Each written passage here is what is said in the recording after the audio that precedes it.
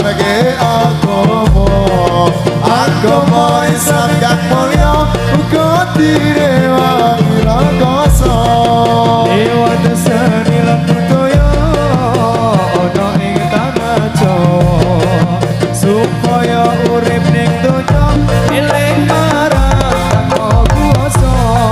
wajib dilakoni tuntunan kang ana lima sadana salat zakat poso haji lamun kuwasa wajib dilakoni tuntunan kang ana lima